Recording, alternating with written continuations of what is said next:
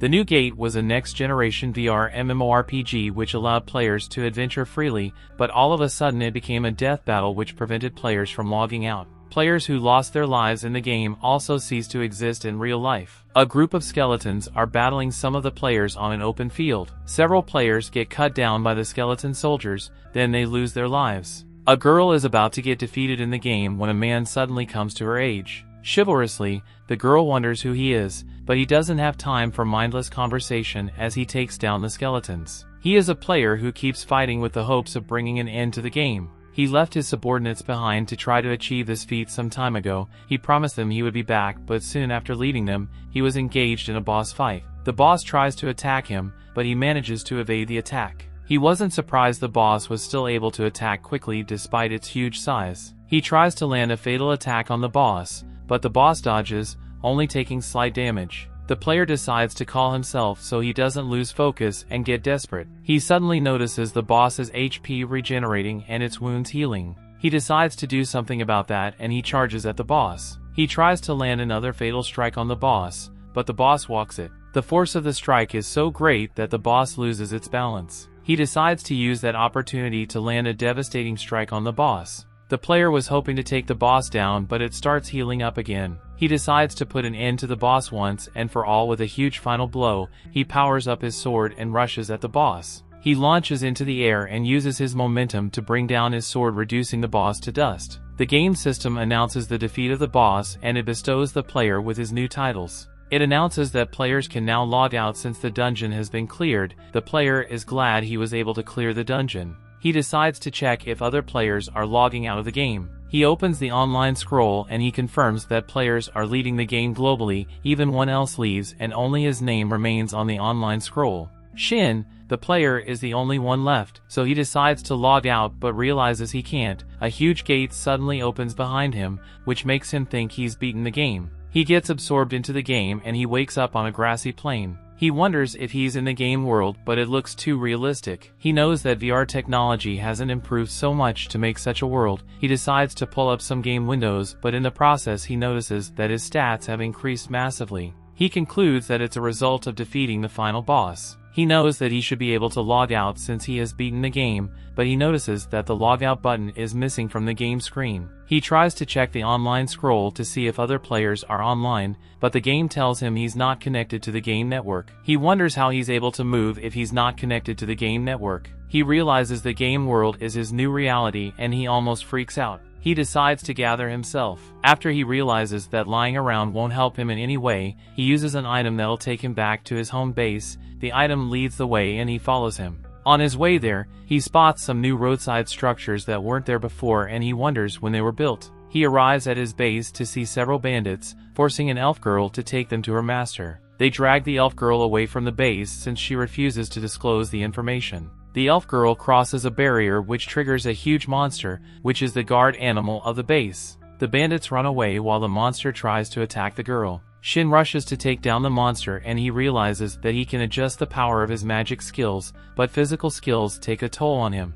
He can't believe how real the game now feels. They go back into the base, and the elf introduces herself as Tiara. She wonders if Shin knows her master, but Shin doesn't know who she's talking about. She tells him her master's name is Shi and she raises through his memory trying to recall someone by that name. He suddenly remembers that an elf who was his support character bears that name and he describes her features to Tiara. Shin asks Tiara about Shini's whereabouts, but she refuses to disclose the information to him because he is suspicious. She tells him she can keep a message for her master, and she tells him the cost of leaving a message is 1,000 jewels. He tells her he just has jails, which he takes out of his item box. Tiara is shocked by this because only elders and kings of a limited species can use item boxes. She also informs him that jails are worth about 10 billion jewels, which surprises Shin because he remembers jails or the smaller currency in the game. Tiara wonders who he is and he tells her he's just an adventurer who chose high human as his species when he started the game.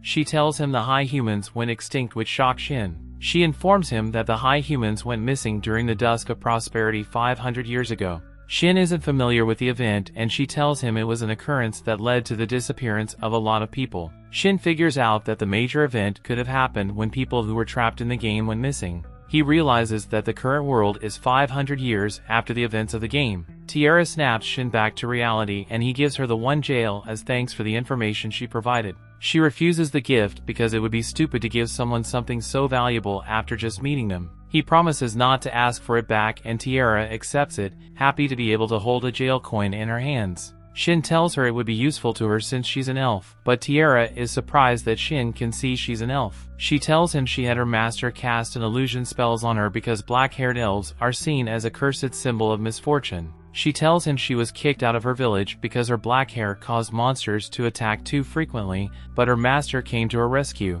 She tells him she has lived in secrecy for over 100 years thanks to her master's protection. Shin wonders if the curse can be broken and she tells him her master is currently in search of a cure. Tiara tells Shin she's content to live in secrecy, but Shin wonders if her hair has always been black. She tells him it used to be silver until she was cursed, which made her hair turn black. Shin decides to brainstorm and he figures out that the girl can be cured. He opens his skill menu, but the girl can't see it, so she wonders what he's doing. He uses his analyze skill, which shows him Tiara has the cursed gift. He informs her that the cursed gift is the reason why she always gets attacked by monsters. Tiara tells him identifying the curse isn't enough to cure it, but Shin uses his purify skill to cure her. After the skill ends, Tiara wonders if the purify skill failed. Shin tells her the skill worked, but only part of her hair changed back. Tiara is surprised by this and she hurriedly looks at herself in the mirror. Shin tries to console her, but he's surprised when she thanks him so sincerely for taking away part of the curse. She's glad to see some part of her silver hair after waiting over 100 years. She thanks Shin for renewing her hope in a cure and Shin suggests that she tries exiting the barrier. He reassures her that she will be fine because he'll defeat any monster who attacks her. Tiara remains skeptical, but he tells her to take a leap of faith and she decides to step out of the barrier. They walk through a nearby forest till they arrive at a grassy plateau and Shin tells Tiara her curse has been lifted since they were not attacked by monsters on the way. Tiara sheds tears of joy, happy to be able to look at the beautiful sky again. They head back to the base and she thanks Shin for helping her. Tiara wondered what Shin would do in the meantime, since her master wasn't arriving anytime soon. He decides to check out a nearby town to look for his other support characters and learn about the new game world. She gives him a letter of instruction to take to the kingdom he saw on his way to the base. She informs him that the letter would let him bypass the inspection line and Shin teases her about giving things to a stranger. She tells him it's thanks for helping her lift her curse. Shin decides to leave the base and Tiara promises to inform him once her master returns. Shin goes to the kingdom and he's able to skip the inspection line. He can't believe a letter of introduction would give him such a privilege. The guard escorting him warns him not to lose the letter because it's so important could grant him an audience with the king. The guard takes him to the Adventurers Guild and Shin decides to gather some information. Shin enters the guild and a guild worker welcomes him. He tells her he would like to register as an adventurer and she points him to the counter where applications are accepted. He arrives at the counter, but he's surprised to see the same person. The worker notices this and she asks him what's wrong. He tells her she looks like the person at the front door, and she informs him that that's her older twin sister named Celica. She introduces herself as Silica, then she tells him to drop an application fee and fill out a form. After a while, Shin sits in the guild waiting for the guild workers. He can't believe it takes almost a day to create a guild card. He looks around at the other adventurers and he notices their weapons and armor are low level. He realizes that their equipment is of lower quality than they were in the game. Celica suddenly comes up to Shin and she thanks him for waiting on the guild staff. She presents him with a snack and she sits with him. She urges him to have a bite and he tries it, but he can't continue eating because he notices Celica staring at him. She tells him she wants to confirm something and Shin wonders what she wants to know. She asks him if he has a letter of introduction from his base and he confirms it. She tells him she wants to verify its authenticity in another room and he agrees to let her do that as soon as he's done eating. He tells Celica he doesn't want to meet the guild master after just arriving, but Celica tells him it's already too late for that. He suddenly turns back to see that the weird guy from the reception is the guild master. The guild master introduces himself as Barlax, and he takes Shin to a private room. He asks to see Shin's letter of identification from the Moon Sanctum and Shin puts it on the table.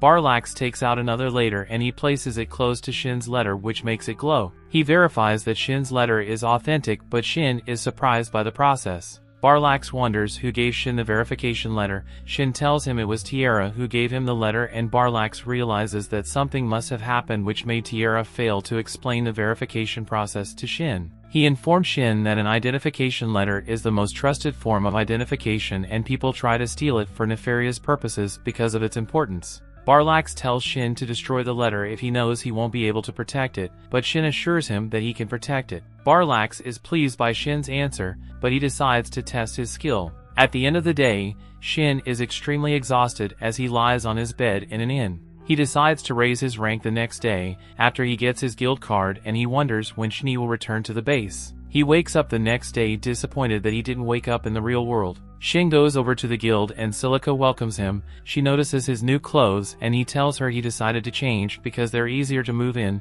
but he changed his clothes because he's a low-rank adventurer. Silica hands him his guild card and she tells him there are 9 ranks ranging from SS and S to A, through to G. She informs him that he can rank up by earning points through competing tasks, and she tells him he can take up tasks that are 2 ranks higher than his rank. He shows her a job he wants to do which involves harvesting hill grass, and she tells him it's a good fit for him. Shin leaves the guild, but after searching for hours he can't find any help grass. He's glad the monsters can be defeated by low-rank equipment, so he decides to take his time finding the grass. His sensor suddenly shows a monster nearby and he goes to investigate. He spots the monster and he realizes it's a high level which makes it very strong. He decides to attack the monster, but his attacks only tickle the monster. He's surprised that an undead monster is wielding a light weapon. He decides to take off his limit and he attacks the monster, destroying its core in one hit and bringing it down. The light sword flies off into oblivion and Shin is sad because he wanted the sword since his sword broke after his final attack. The monster drops the gemstone and Shin decides to pick it up. He now had an idea of how things worked in the game world and he was sure he was going to have fun.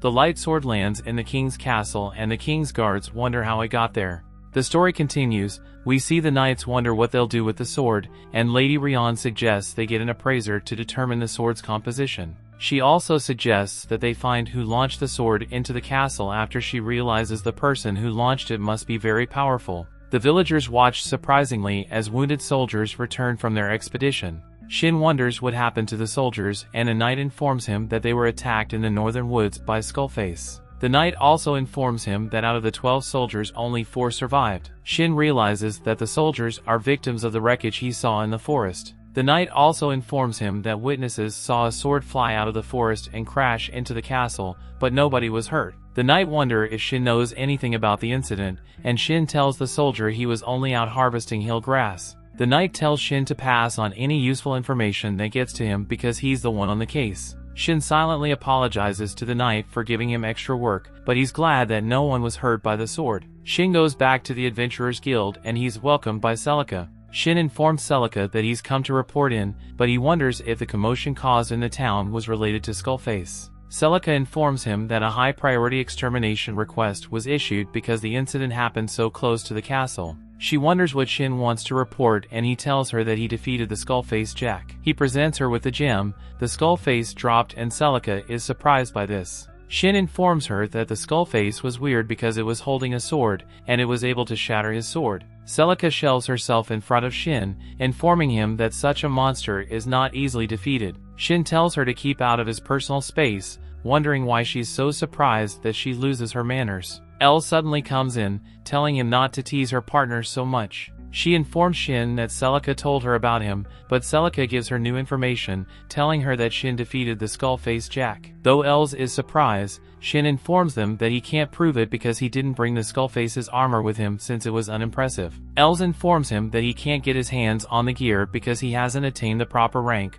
wondering why Shin doesn't know this, even when he claims to be an adventurer. Els wants to examine the gem to see if it contains the Skullface's mana, and Celica informs Shin that they'll be borrowing the gem. Shin wonders if Skullfaces are born often in the forest, and Els informs him that undead are born when mana fuses with lingering grudges of the fallen. She informs him that a lot of people have lost their lives in the forest to monsters, and Shin realizes that the conditions are optimal for creating undead. Els informs him that the mana level of the first shouldn't be enough to spawn a Skullface, but Shin realizes that it was a rare occurrence because the Skullface was level 359. They are so surprised that Celica decides to expedite the gem's appraisal, and she asks Els to cover for her at the desk. Shin is surprised that they can appraise the gem to determine the monster's strength, but Els informs him that he is as strong as an A-rank party since he was able to defeat the monster by himself. Shin begs her to keep that information to herself so he doesn't attract attention himself, and Els promises to keep his secret. Shin goes to a restaurant,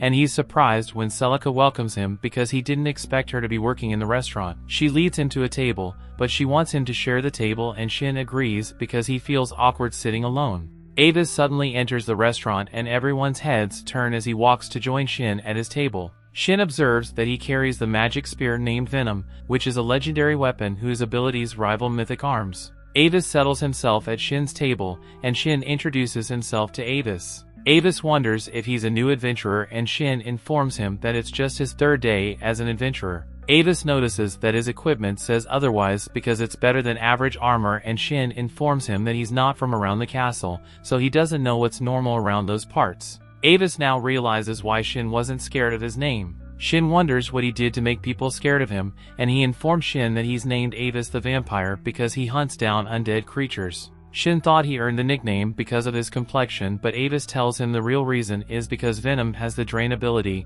which consumes its victim's life force and transfers it to the wielder. Avis was worried that Venom would consume him before he knew it. Celica comes back with their meals, and they dig in. The next day, Shin heads to the library because he hasn't been in one in a long time. He hoped he would be able to learn something new. As he grabbed a history book off the shelf about the kingdom, he realized that the kingdom was created about 511 years prior, which was around the same time people vanished. Shin decides to do more research, and he finds out the people in that world are the same as the in-game options. Shin decides to leave the library because he has gotten all the information he can from the books. Barlux calls a guild council meeting, and he informs them that the Skullface has been slain and the gem returned by the hero adventurer is being examined. The knights wonder why the Slayer didn't take the Skullface armor. They are surprised when they are informed that the player didn't find it impressive. One of the knights informs the council that the appraisal confirmed that the Skullface was indeed level 359. Barlux is glad to have clarification, but he wonders if there are similar monsters around that area. A knight informs them that she has already dispatched soldiers to the area to investigate, and they'll get their answer the next day. Barlux knows that the Skullfaces are usually active at night, and he asks the knights to be on guard whenever night falls. One of Night wonders what unusual weapon the Skullface carried and who slayed the Skullface. Barlux informs him that he can talk about the Skullface's weapon, but the Slayer wants their identity kept secret. The knight wanted to know if the appearance of the strange sword in the castle was related to the defeat of the Skullface. Barlux wonders what kind of sword it is, and the knight informs him that it's an alloy of magic steel and mithril. He informs them that it was also enchanted with light, which makes them realize the sword may be on par with their nation's royal sword. Barlux realizes the sword is legendary level, and the knight tells him his curiosity about the Skullface Slayer is justified. He also informs them that there's some trouble and they wonder what it is. Shin is sitting at a fountain, bummed out that he's having a hard time gathering information. He's eating some steak, wondering what to do next. He suddenly notices a beast girl staring at him, and he gives her some steak. He realizes that she's a tiger-type girl,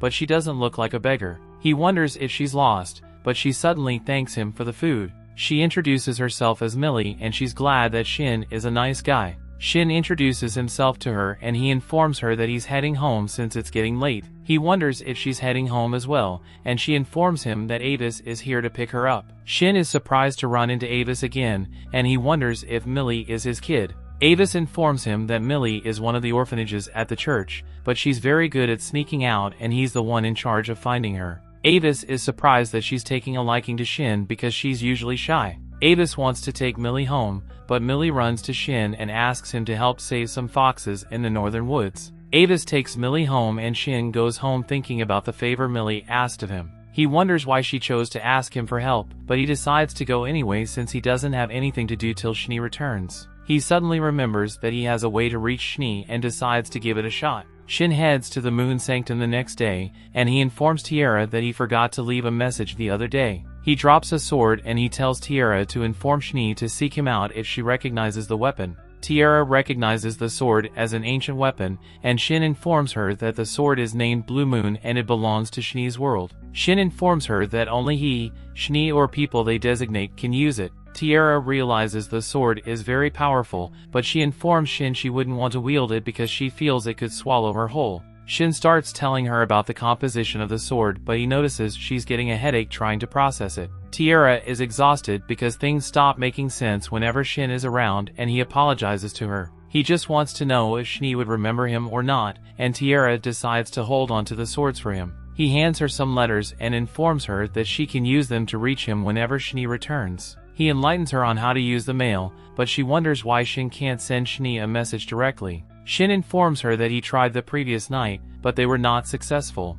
Tiara wonders if the items work, and Shin decides to test out the item. He goes outside the base, and the mail suddenly appears in front of Tiara. Tiara informs him that she got the mail, and Shin is now convinced that the item works. Shin figures out that the mail is dependent on whether he's met the recipient in the new world or not. Tiara asks him for a few letters, and he decides to give her some since he has excess. She informs him that she's trying to become a mage, so she wants to study magic items. Shin decides to hand her some letters as payment for having his message delivered to Shin. Shin leaves the Moon Sanctum base, and Tiara wonders if she should send one of the letters to her master. Shin heads over to the northern woods, but when he arrives, he has no idea about how to save the foxes. He moves through the forest, trying to head deeper, but he enters an invincible barrier and a voice suddenly starts telling him to leave. Shin wonders why he's getting mental interference. After enhancing his resistance to it, he takes it as a sign that something strong is up ahead, so he decides to head deeper into the forest. He arrives at a shrine and he realizes that the mental interference is now gone.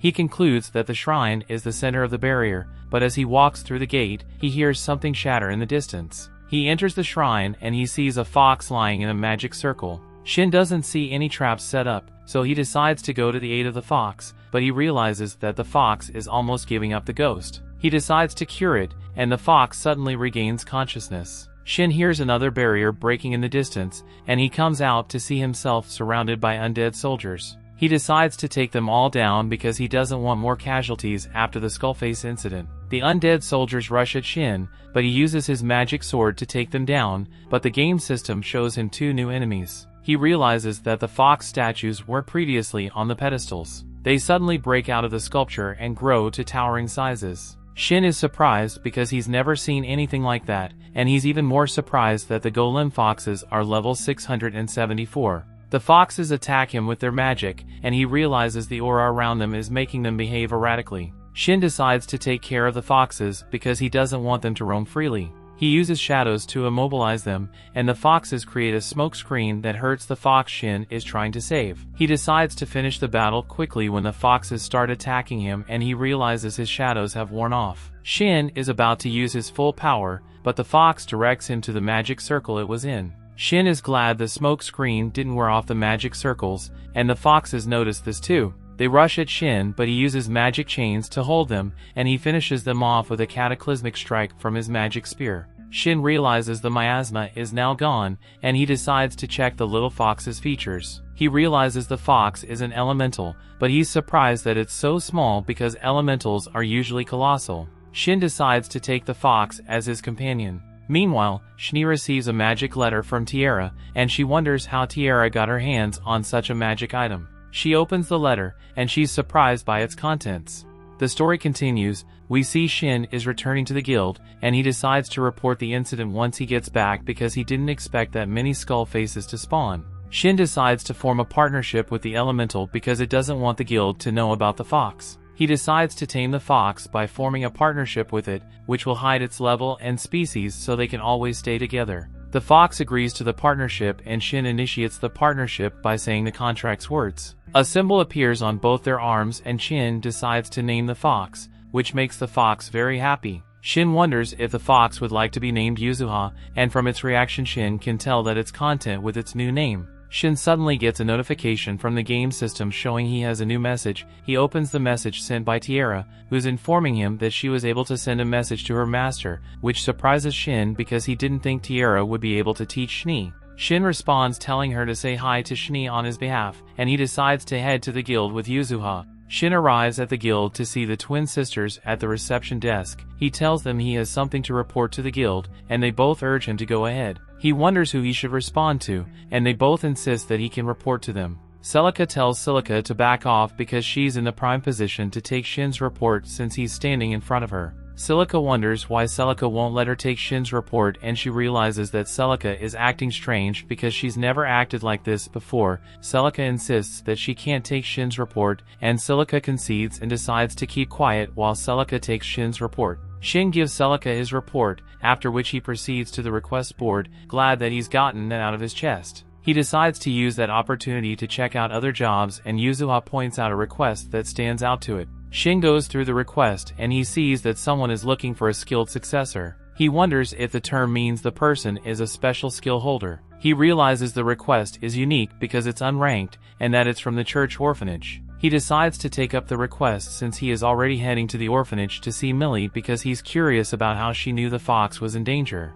Shin arrives at the church orphanage and he's awestruck by the complexity and beauty of its architecture. A nun draws his attention, wondering what he's doing in the church, and he apologizes for just standing and staring. He informs her that he has some business with the orphanage, and she wonders if he saw her request on the request board. He tells her he came to see what the request was about, and he also wonders if Millie stayed there. The nun wonders why he asked about Millie, and he tells her that she gave him a special request to help her out with something. She decides to lead him to Millie's room, who welcomes him warmly as soon as he enters. The nun realizes he's not a bad person, and Shin wonders why she had such an impression of him before. The nun apologizes because it has been a long time since Millie took a liking to someone. Shin introduces himself as an adventurer, and the nun of the church introduces herself as Tria. Shin wonders if he can ask Millie about what he said earlier, and Tria and gives him her approval. Shin asks Millie if Yuzuha was the fox she wanted him to save, and she confirms that he saved the right fox. She thanks him for saving it,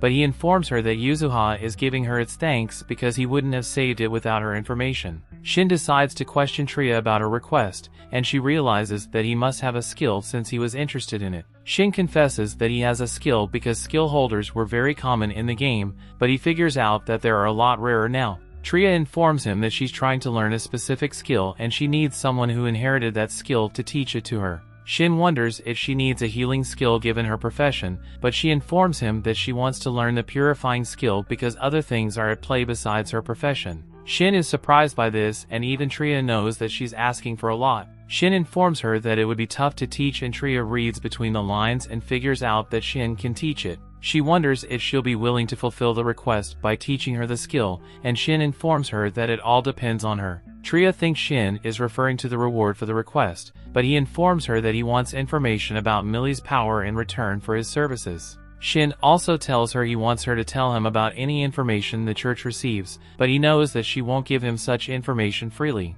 Shin had the choice to ask her so he could use the church as an intel source since he knew so little about the new world. Millie tells Tria that Shin is a good person, and Tria decides to accept his terms, but she informs him that they can't gather much information for him because there are no experts. Shin tells her he just wants to know if anyone comes to the church and says anything of interest. He tells her he's more interested in Millie's powers anyway, and Tria tells him Millie possesses the Star Composer title. This title makes her have unexpected visions which have never been wrong, and Shin realizes that she can predict the future. Shin figures out that Millie could be in danger if people found out about her powers, and Tria informs him that they've taken measures to keep her powers a secret. She informs him of an adventurer who assists them to keep Millie safe, and Shin realizes she's talking about Avis. Shin decides to accept the request, and he wonders if Tria will be the one learning the skill. She tells him she wants one of her sisters to learn it because their former priest has a granddaughter and things would go smoothly if she inherited the church.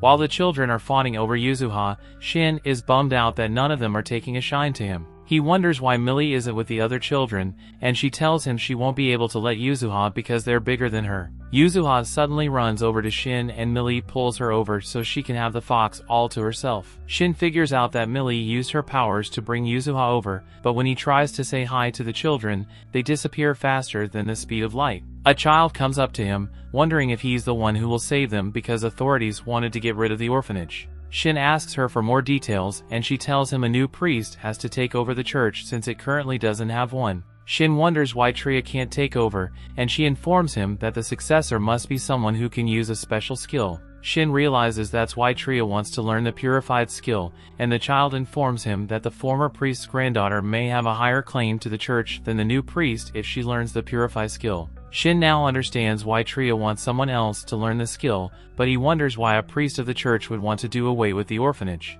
The child informs him that they don't like him because he only cares about money, and that's enough information to give Shin a profile of the priest. Millie assures the children that Shin will be their savior, and the child feels reassured. Shin asks the child if Millie is always right, and she informs him that Millie always knew where they could get good deals and where the sweets were hidden, though that wasn't what Shin was asking. He concludes that Millie has to be more careful about the things she shares with others. Millie wonders if she's using her powers weirdly, but Shin reassures her that she's using it for good. Shin gives a head pat. All the children suddenly want head pats. Tria comes out of the church thanking Shin for waiting, but she sees him surrounded by the children who are using him as their pillow. Tria tells Rasha to introduce herself to Shin, but Rasha messes up her speech and Shin wonders if she's alright. Tria informs him that she's a bit careless despite being hardworking, and Shin informs her that he'll be teaching her the Purify skill. He informs her that her learning success depends on her, but he decides to ask her if she knows where large numbers of high-level undead appears. Tria informs him that the Ghost Plains is a famous place for high-level undead,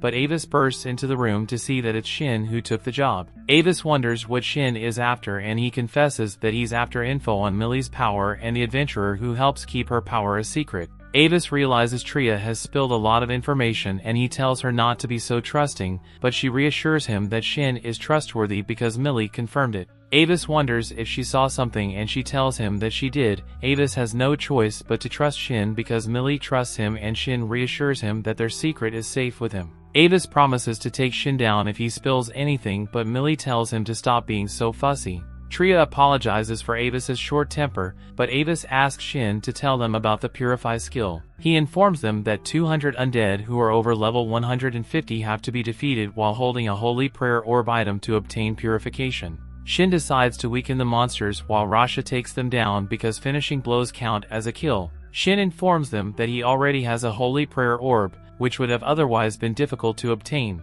Avis decides to tag along to make sure Rasha doesn't get hurt, and Tria encourages Rasha to do her best, though Avis doesn't know much about Shin.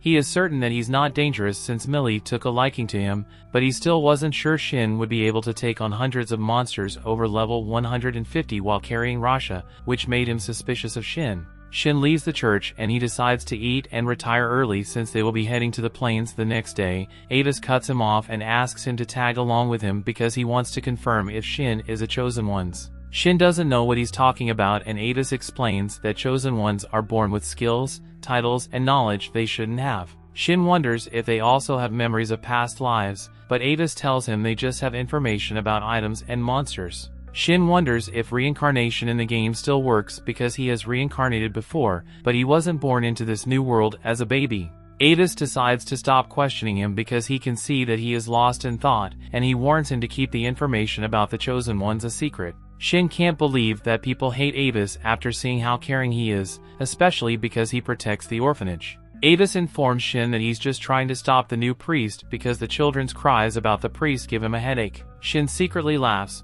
realizing that Avis is a nice guy. Avis notices him laughing and he's about to pounce on him, but Shin suddenly gets a message from Tiara, informing him that she received a message from Shni saying she would be returning soon. She tells him to inform her when he leaves the kingdom, and that she's scared about the number of questions her master asked about him. Shin suddenly gets an important message and he takes out his introduction letter, which Avis recognizes is from the Moon Sanctum. He brings his introduction letter out to confirm the authenticity of Shin's letter, and they both can't believe they have letters from the Moon Sanctum. The next day, they arrive at the plains and Shin hands the Holy Prayer Orb to Rasha because she has to be the one holding it. They head deep into the plains, but the undead suddenly appear and Shin encourages Rasha to give it her all. The undeads rush at them and Shin takes them down so Rasha can heal them, and Shin is glad the skill still works the same way as it did in the game. The next waves come at them and take out their limbs so Rasha can take them down. They move deeper then come up against the barrier, and Avis informs him that the guild put up the barrier because the undead beyond that point are at a high level.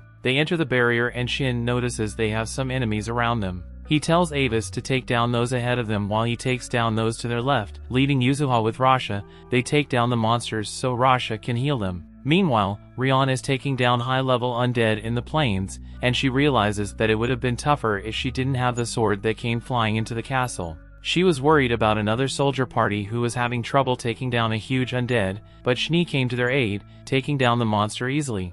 The story continues. We see Shin uses her healing abilities to restore the knights' health, and their captain thanks her for it because they would have been forced to retreat otherwise. Shin tells him to stop with gratitude since she was only able to take down the undead because they fought it. The captain of the knights is honored to be praised by Shin. In recent times, undeads that shouldn't be able to leave the ghost planes have been showing up, and the knights were ordered to take them down, though the knights were having trouble with the undead as a group. The captain was amazed that Shin was able to take down the monster all by herself. He's not surprised that she was able to do it because she once earned the favor of a high human. Shin wonders if that was the last irregular undead which the captain mentioned in his report, and the captain informs her that she's correct. He hopes that was the end of such irregularities, but Shin decides to keep searching the area in case any other spawns. She informs the captain to activate the magic device she gave him if he runs into any trouble, and the captain assures her he would do so. She bids him farewell and she runs into the forest across the plains, remembering the letter sent by Shin and feeling eager to see him again.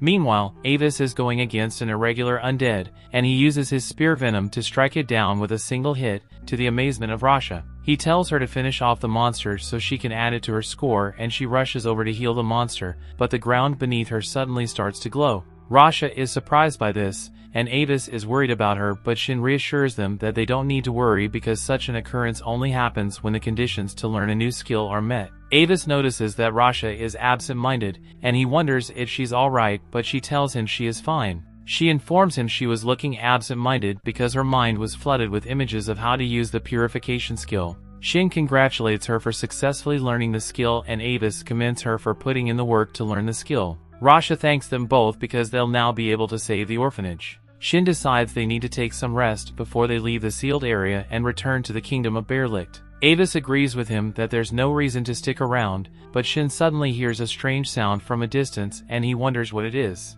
Avis wonders what he's talking about, but he looks in the direction to see magic matter gathering. While Rasha is enchanted by the sight of the matter form, Avis panics because he realizes it's the magic matter that animates the dead. He figures out that the matter is drained from other monsters until they can't maintain their form and they vanish. The accumulated matter suddenly combines to form a skull-faced lord that is level 804, and Avis can't believe that such an unbelievable monster can be formed. Rasha is scared because such a monster can easily wipe out an entire nation, but she takes comfort in the fact that they'll be fine because of the seal in the forest. Shin tells her he's not so sure the seal will hold the monstrosity in front of him, and as on cue, the monster suddenly jumps up and hits the seal overhead. Shin is in surprise that the seal didn't hold its own against the monster, and Avis confirms that the seal was shattered. Rasha's knees give way under the weight of the realization that they're in danger. The monster returned to the ground, and Avis realized they were its next target because it was staring at them. Avis decides to take Rasha so they can make a break for it,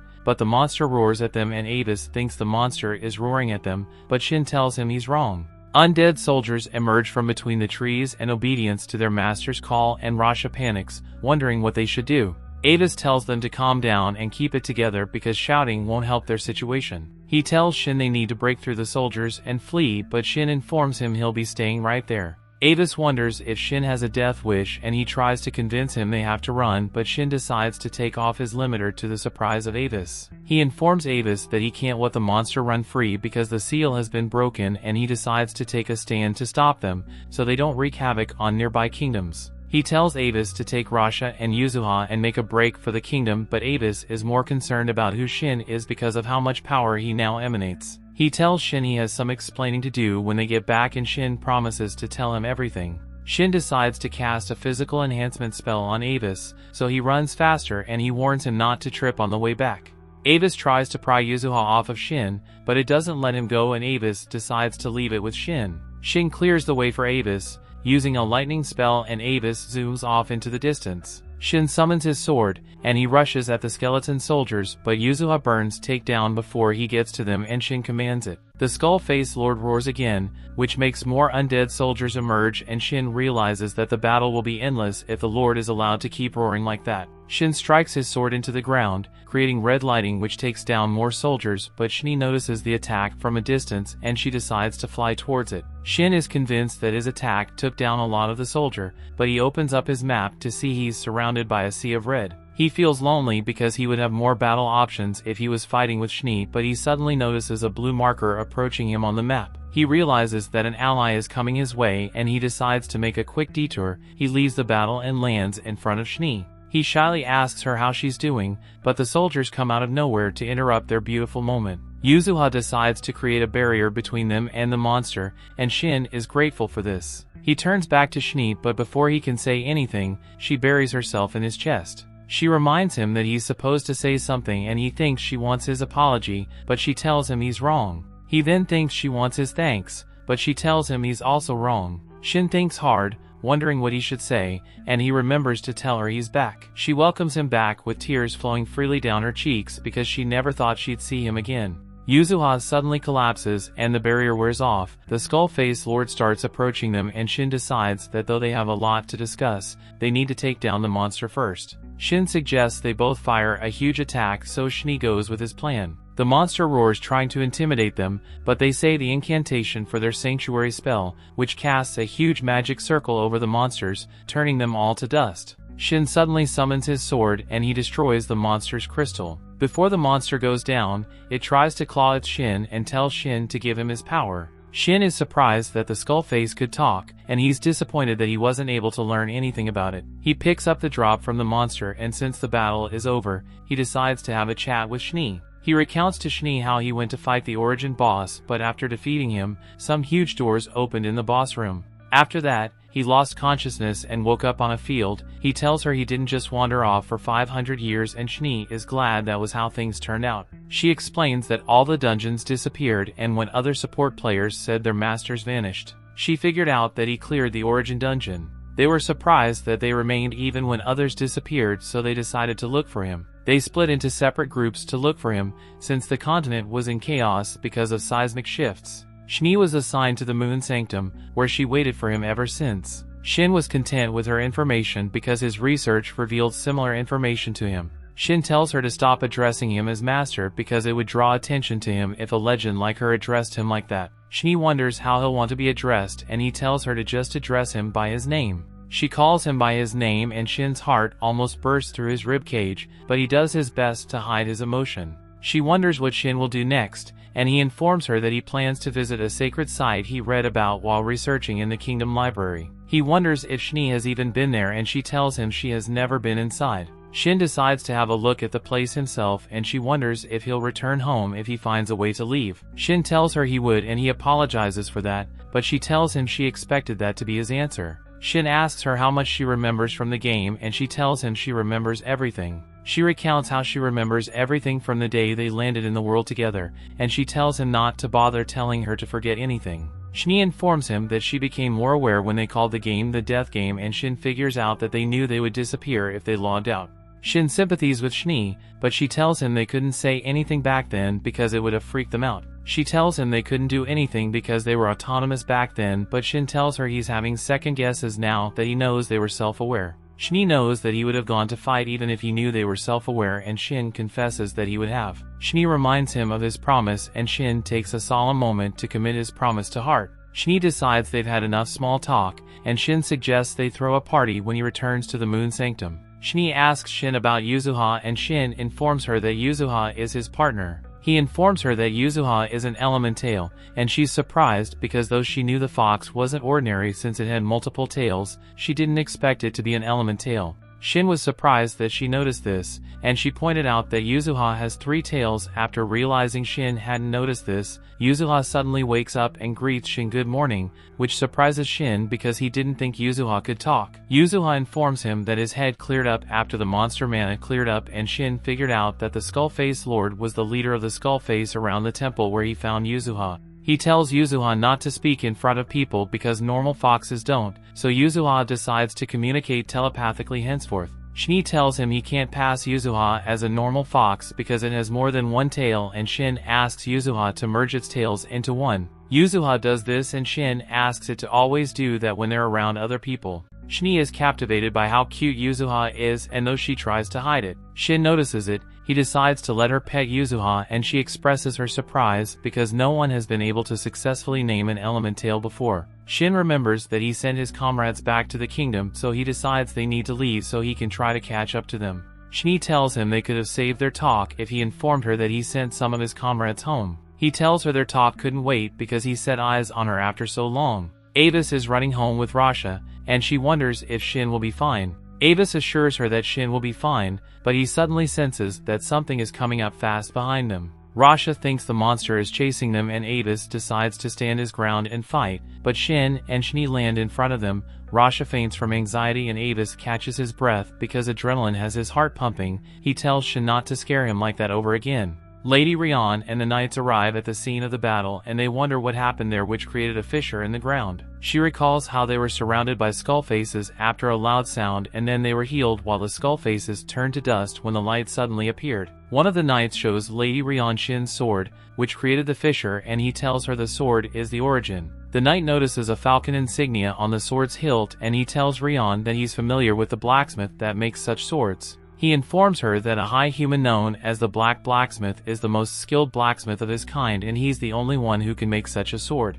The story continues. We see Lady Rion is surprised by the news about the Black Blacksmith because she doesn't think there are any high humans left in the world. Her subordinate, Godras, tells her not to worry because they can't confirm that, but he's certain that they're dealing with someone insanely powerful, that the sword is disposable to him. Lady Rion remembers that the Moon Sanctum is owned by the Black Blacksmith, so she makes a mental note to visit the base when she returns home. Godras wonders what she'll do now that the high humans are back and she tells him she'll challenge him into a duel. She's also having fantasies about making him her spouse, but Godras warns her not to attack him out of the blue while claiming to be testing his skills. Lady Rion tells Godras to give her more credit because she's not that senseless, but Godras doesn't think she'll listen to his advice. Meanwhile, Avis sits down so he can hold the weight of the news Shin is about to tell him. He tells Shin to quickly spill the beans because he's losing his patience, but Shin wonders why he's suddenly so hostile. Avis was bothered that he somehow got Shin to follow him because he knew she didn't follow anyone,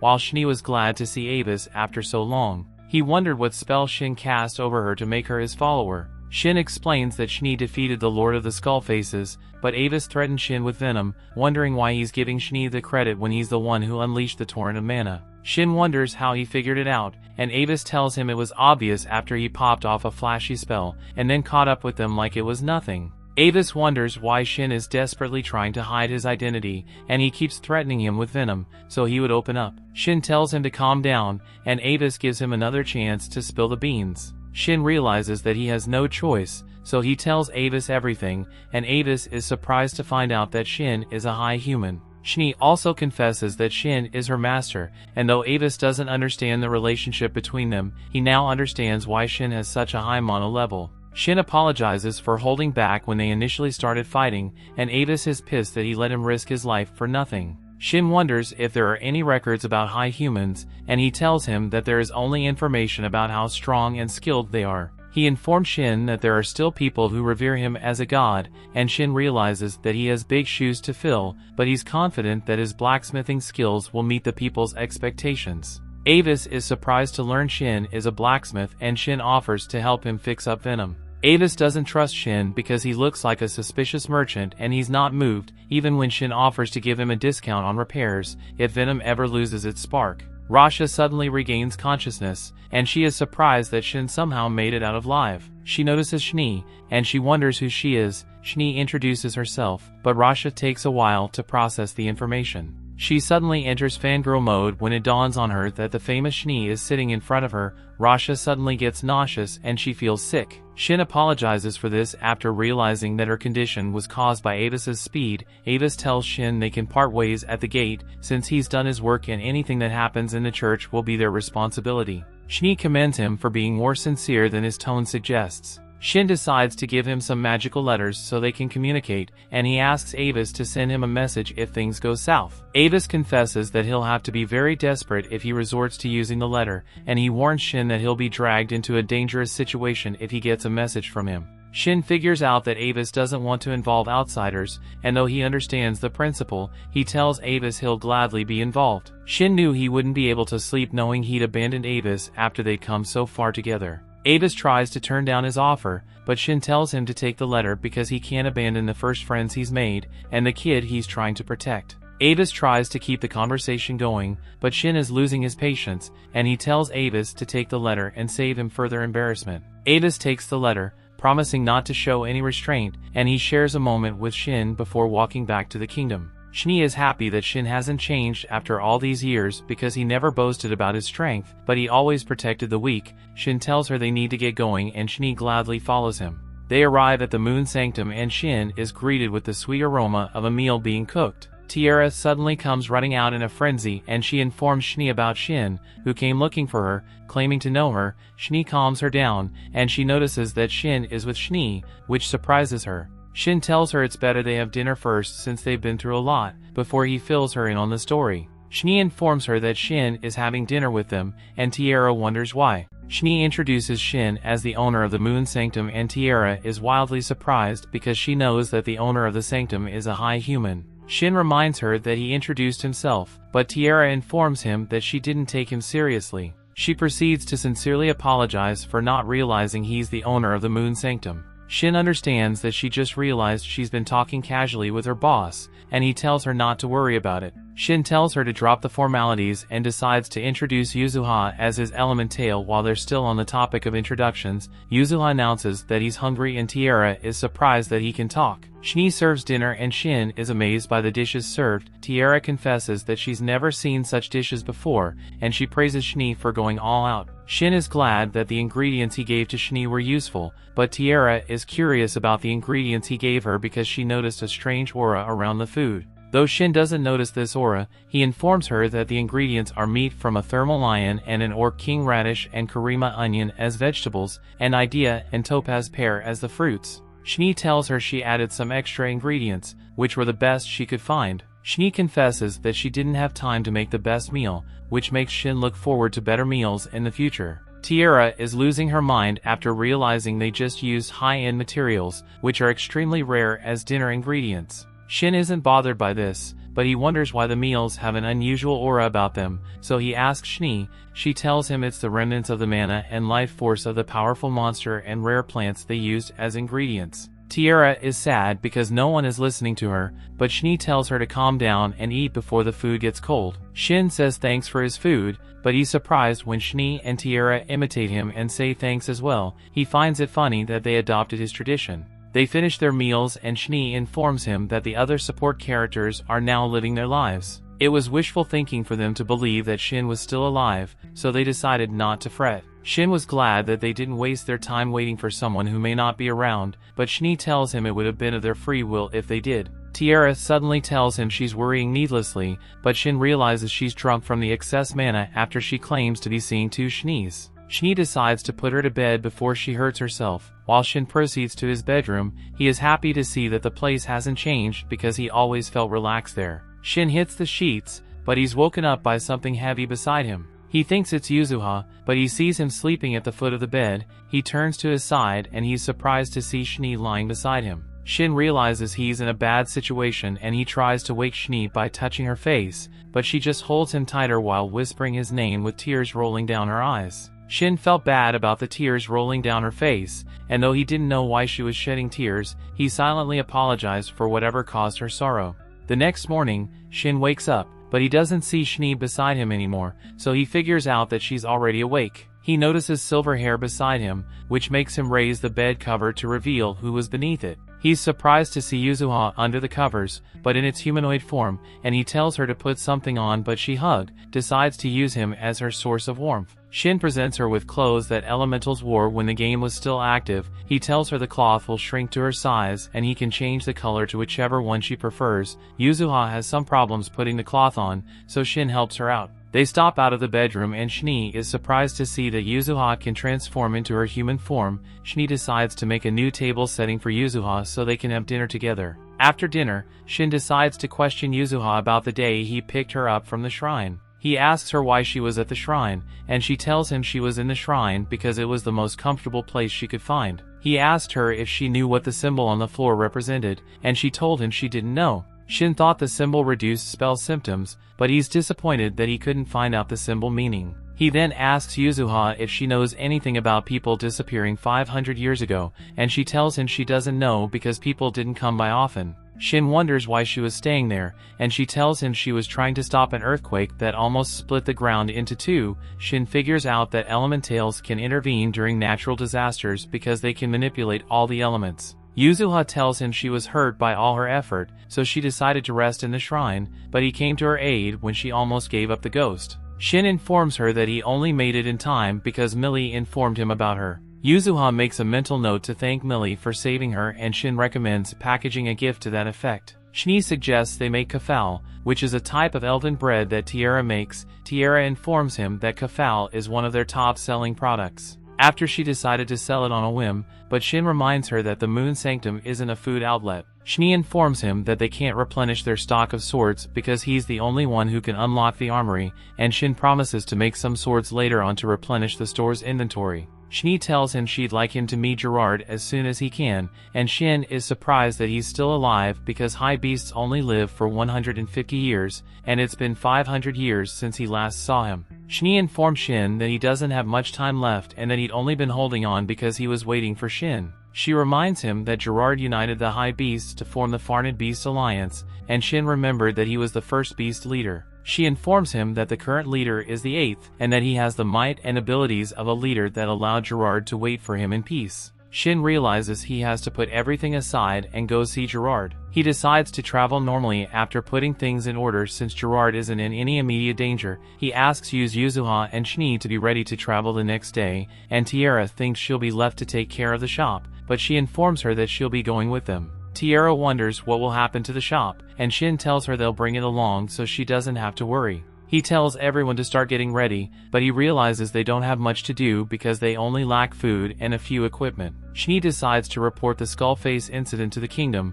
while Shin decides to head to the guild after making a few swords. He also decides to take up a job close to Farned so he can rank up, but Shin wonders where they should meet up since they're splitting up. He tells her he'll inform her through a message card, but she suggests they form a party so they can voice chat. Shin activates the option and Shin suggests that Tiara uses her golden opportunity to become an adventurer. Tiara agrees with her and Shin tells her to meet him at the forge. Shin takes Yuzuha to the forge and he tells her not to touch anything because some of the swords are cursed. He's glad that most of the swords are still usable, but he decides to make more swords. He makes the first sword, but he realizes the sword is too OP because it's higher than anything that's being sold in the country. Shin makes some swords that shop can sell, after which Tiara steps into the forge, apologizing for taking so long to find an outfit. They go outside the Moon Sanctum, and Tiara is glad to be outside after so long.